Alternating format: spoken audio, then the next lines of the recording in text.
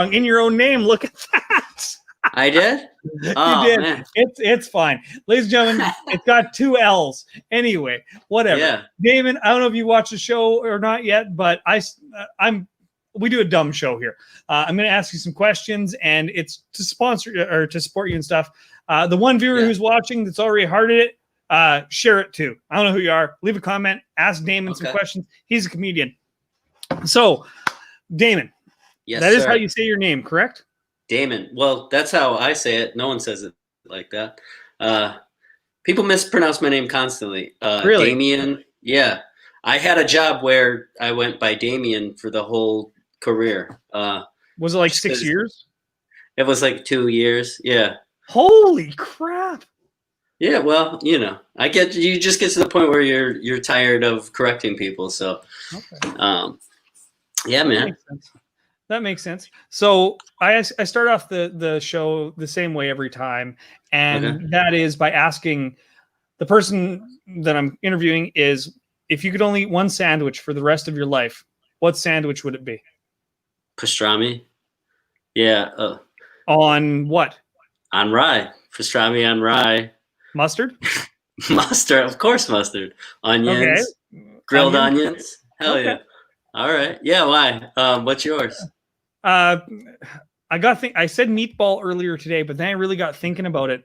And since my childhood, I've really been a fan of peanut butter and honey put together on a sandwich, which sounds, like it's your snack sandwich, right? It's not a meal.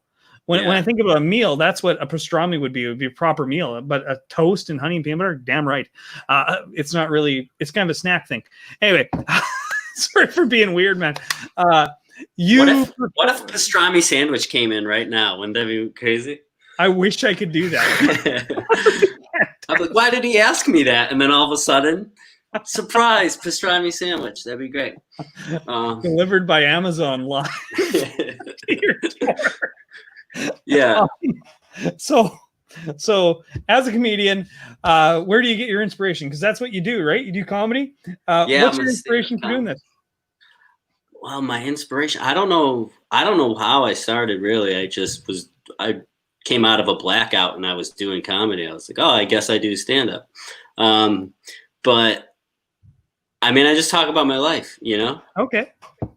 Is that where, so you came out of the blackout. How'd that work?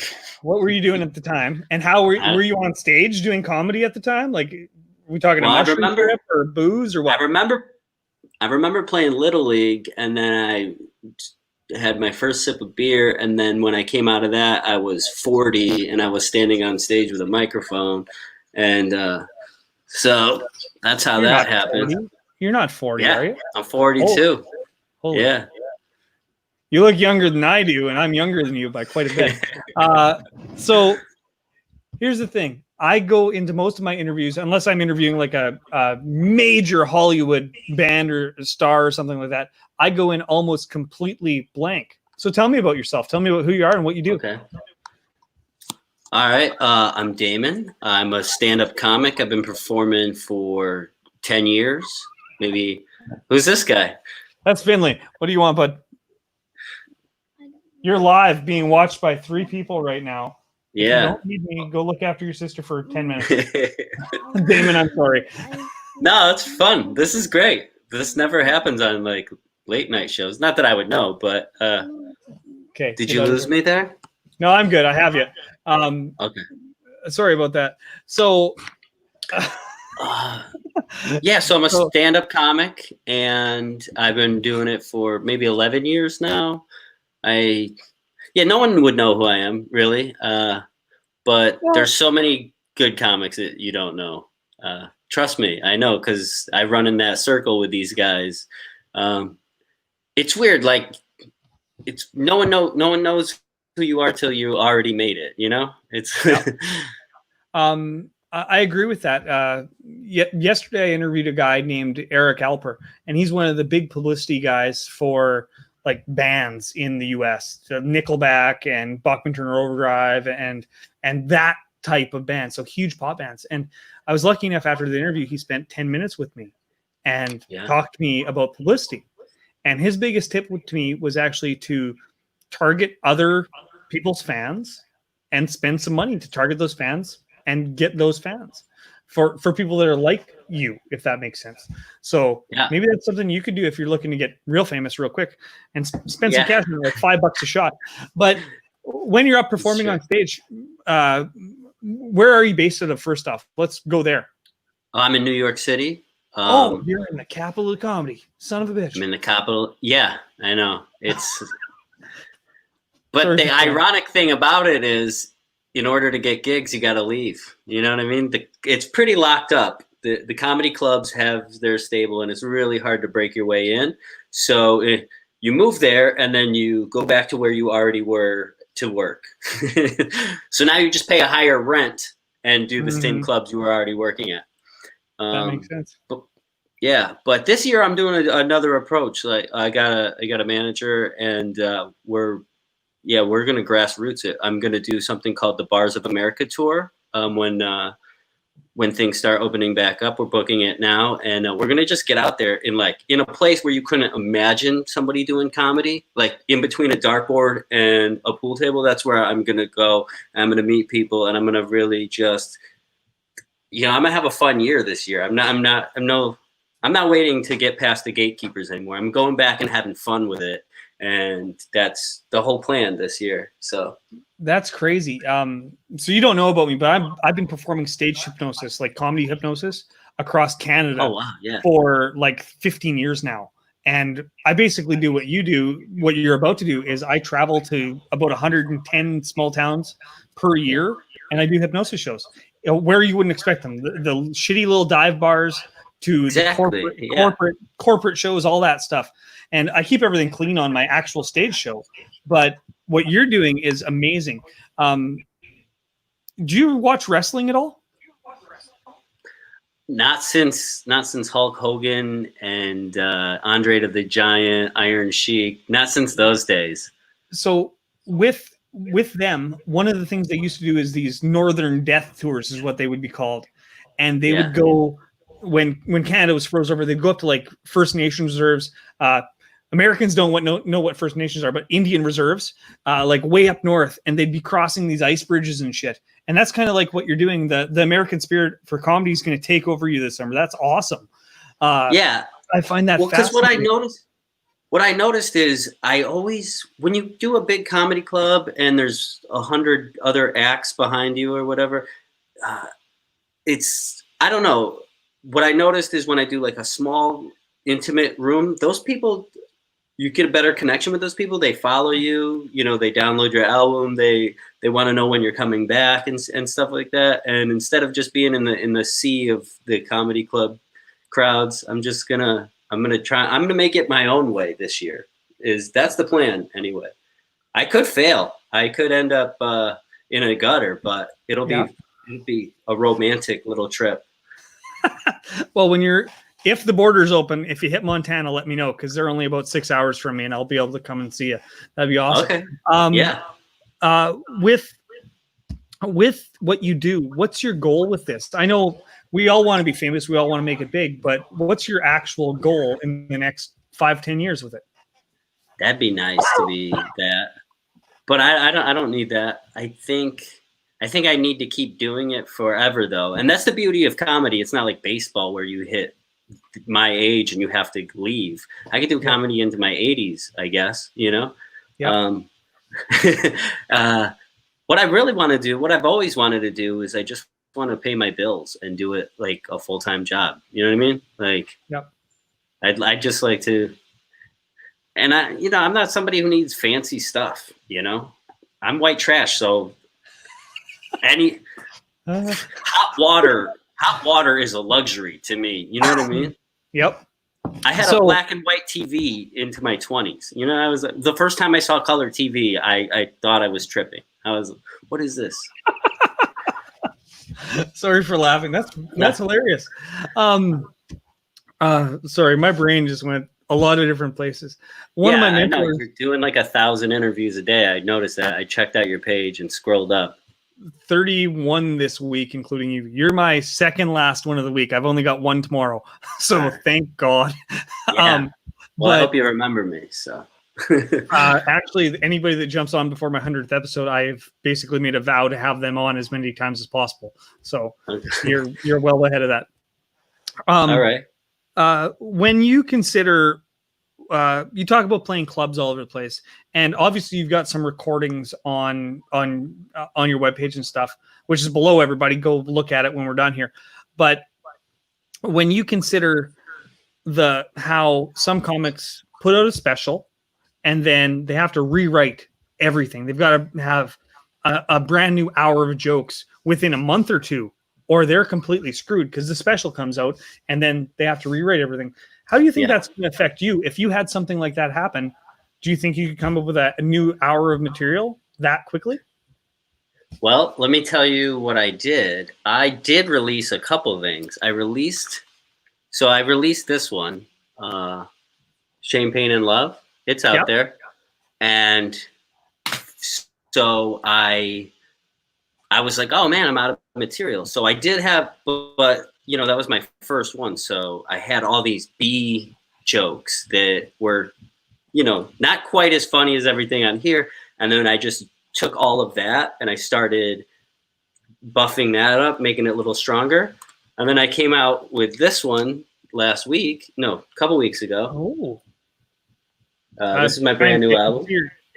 Is that bike? Yeah, wheel? I know. Unicycle. Yeah, it's called Unicycle, and that's where all those jokes went to. So I'm actually in the exact position that you were talking about now. I have nothing. I do, but I'm also, those aren't like TV specials. So not a lot of people have seen that. Like I said, I'm pretty obscure, so I still pull out the hits when I need them. But yeah, that would be very impossible. Like I can't imagine having to do that. And yeah. To answer your question, I don't know. I've never had to do it. So I would love to get to that point though. What's your approach to comedy? We know it comes from people's lives or whatever, right? But what's your actual approach? How long does it take to shine that turd of a joke into a diamond? Every joke's on its own. I mean, I've written stuff that works immediately, and then I've had jokes where I'll try out a different punchline, or I'll say something off the cuff and it finally clicks, and then what I'll do is I'll take a joke and it's not really working, but and I'll just not do it for a while. And then when I have writer's block or something, I'll pull it back out and try and play with it again. And sometimes I don't know. I fake it. I'm phony. I don't know what I'm doing at all. This is it. I go, I talk. Sometimes it works. Sometimes it doesn't. Sometimes it doesn't. I've been there. Oh, when you have a crowd of 300 people turn on you, it sucks. Yeah. I've been there. Yeah. But the art is bringing them back. With hypnosis, I turn them on me purposely sometimes, and then I bring them back to where they need to be. But it's the art of performance, right? When you are up on stage, here's one for you, because you're based in New York. Some comics get stuck in the rut of writing comedy for where they are. Does that make sense? Where I do, yeah. If you see some of Seinfeld's stuff, it was his early stuff, especially, or you're talking about it being New York centric, right? Yeah. Like talking about the train and Metro cards. Yes. And, is that something that happens to you? Well, not really to me, because I started in Milwaukee. Okay. So all my comedy came from there. And but I do see it. I know brand new comics who are basically just open micers. That becomes like their entire world. So they're not having any other real life experiences. So all they talk about is comedy and other mics. And it's like the people who come to see you aren't in that world. They're not going to relate to that. So I think that's important, because when you talk about being from Milwaukee there, it's a very different thing to be able to relate with an iron worker or a dairy farmer or a lawyer, or, you know what I mean? So depending on where you are, and I think you're going to experience this summer a lot if you haven't done it before, where you have to relate to everybody in that audience, not just the type of people in front of you, right? So that's gonna be awesome. Yeah, no, that's great. And I mean, I tend to connect with people because I'm really true up there. Okay. Like in the early days, I think I was going. I don't want to say shock value, but I was definitely trying to get a reaction, because if you can't be funny, you're gonna try and get a reaction by being like gross or offensive or something, because it's hard to sit up there and have the room just be completely quiet, right? Yeah. So you'll see a lot of brand new comedians who are like edgy, they're called edge lords or whatever, and because it's talking easier about tampons and puke. Yeah, no need for that. But yeah, I don't know. I tend to, as soon as I got over that phase, though, not that I was super into that phase, but I did talk maybe a little more heavily about sex in my early jokes that I do now. But after I got past that and I just started being honest about just real stuff from my life, and stuff that I should really be telling a therapist, when I started pulling that stuff out, people, whether or not they're lawyers or they work at a factory, they tend to there's a common denominator that they're like, all right, we get this guy, That's awesome. So yeah, I can't wait to meet a whole variety of people this year. This will be great. Do you think it's actually going to happen with what's going on with COVID and stuff? I mean, I've gotten a few.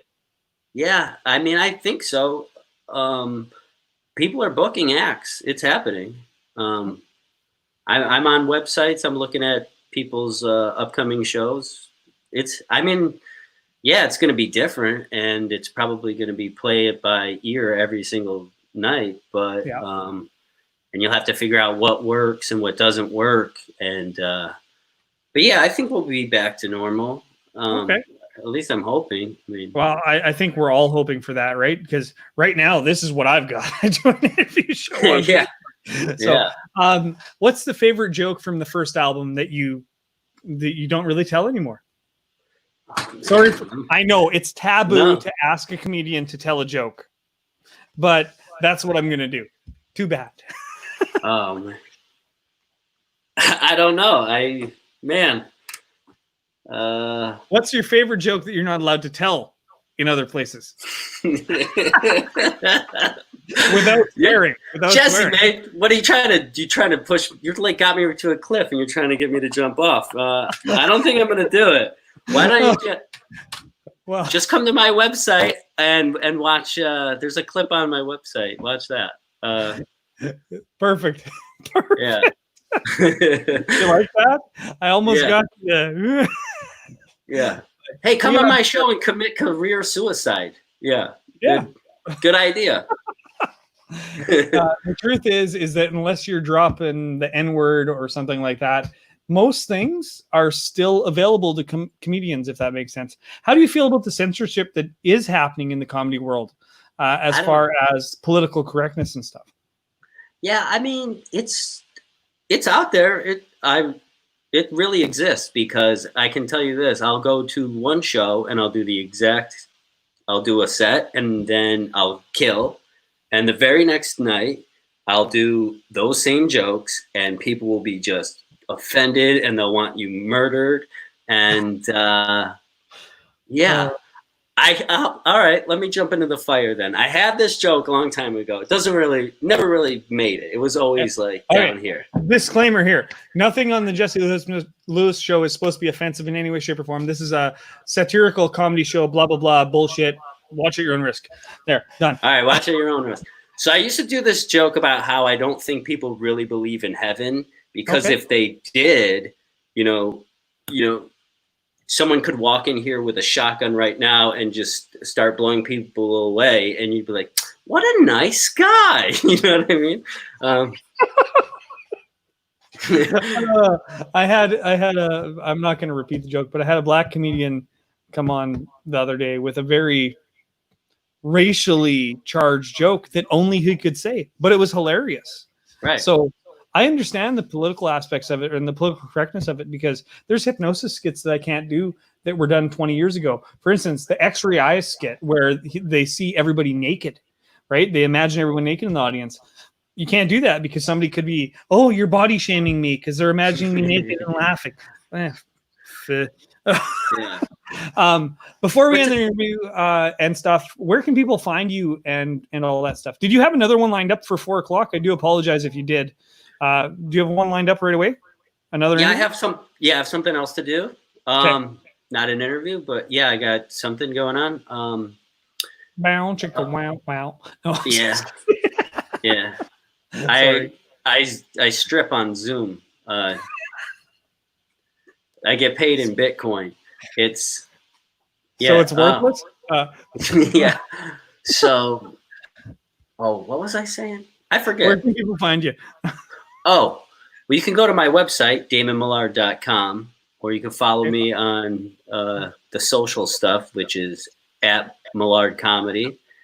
And I'm also on with 2 L's. I'm on a Zoom show tomorrow. Come see it. The link is on a website called bandsintown.com. Bandsintown.com. And you can just click it right from there and it'll send you right to the show. And you know, those of you that are watching, what Damon's going to do is he's going to grab that link and he's going to put it underneath this video as a comment. Right, Damon? Oh, yeah. Yeah, I could do that. I will, if you've watched the show already, you know where to find me. Damon, last question I always ask is, what have you done for yourself to make yourself happy? It can't be this interview. Today. Oh, no, not this interview. I'm going to make myself happy when I hit end is what's going to happen here. I'm going to go have a pastrami sandwich, actually. So. You call whatever you're putting in your mouth a pastrami sandwich, I'm fine with that. Anyway, ladies and gentlemen, I'm going to let Damon go. Damon, I want to thank you so much. It's been thanks for having me. Anytime you want to come back, let me know. Talk to you later. All right, great. Bye. Thank you.